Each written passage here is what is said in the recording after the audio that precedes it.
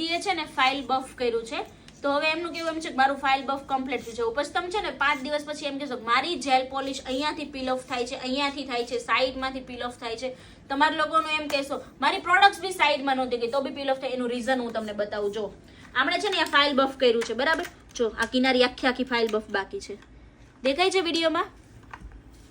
આ અહીંયાથી બધું ફાઇલ બફ થઈ ગયું. જો અહીંયાથી આખી કિનારી બાકી છે. જો આ બાજુ બી આખી લાઈન ફાઇલ બફ કરવાની બાકી છે. બધા નેલ્સમાં એ રીતે જ છે. જો અહીંયા બી આ કિનારી આખી બાકી છે, આ નેલ્સમાં બી આખી આ કિનારી ફાઇલ બફ કરવાની બાકી છે. જો આમાં ચોખ્ખું દેખાશે. અહીંયાથી ફાઇલ બફ થઈ ગયેલું છે, અહીંયાથી ફાઇલ બફ પૂરેપૂરું બાકી છે કિનારી. આ બી રીઝન્સ છે તમારું ફાઇલ બફ તમારું પરફેક્ટ આમાં થયેલું નથી. જેટલો તમારો બેઝ સરખો ક્રિએટ થયેલો છે ને એટલું તમારું નેલ આર્ટ કમ્પ્લીટ થશે. જો આવી રીતે સરખું ફાઇલ બફ નહીં થયું હોય ને પછી તમારું કિનારી ઉપરથી નીકળી જશે. ફાઇલ બફ જ્યાંથી તમારી કિનારી ઉપરથી જેલ પોલિશ જ્યારે તમારી પીલ ઓફ થાય ને એના રીઝન્સ બહુ બધા છે. સૌથી ફર્સ્ટ રીઝન મેં તમને અહીંયા લાઈવ બતાવ્યું. બીજું રીઝન તમારી યુવી લાઇટમાં સુકવવાની કોઈ બી પ્રોડક્ટ્સ ક્યુટિકલ્સની ઉપર જશે, ત્યાંથી તમારું બીજે દિવસે ત્યાંથી પીલ ઓફ થશે.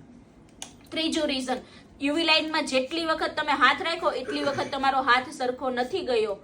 મતલબ કે અહીંયા આમાં હાથ આપણે આવી રીતે રાખવાનો છે, બરાબર. યુવી લાઇટમાં હાથ તમારે આવી રીતે રાખવાનો છે. ઓકે, આવી રીતે હાથ રાખી દેશે ક્લાયન્ટ એટલે શું થશે? આ નીચેની સાઈડ યુવી લાઇટ પડશે નહીં. ક્લાયન્ટને તમારે કહેવાનું છે કે તમારો અંગૂઠો આવી રીતે પરફેક્ટલી મૂકો.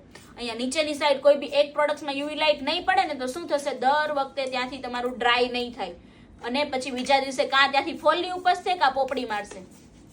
અને ત્યાર પછીનું ચોથું રીઝન કે તમારી પ્રોડક્ટ સાવ ચીપ ક્વોલિટીની છે, કા ડુપ્લિકેટ પ્રોડક્ટ્સ તમારી પાસે આવી છે. આ છે આપણી તરફથી રીઝન પીલ ઓફ થવાના, અને ક્લાયન્ટ તરફથી પીલ ઓફ થવાના રીઝન્સ હું તમને નેક્સ્ટ વિડીયોમાં બતાવીશ. Okay, bye, thank you.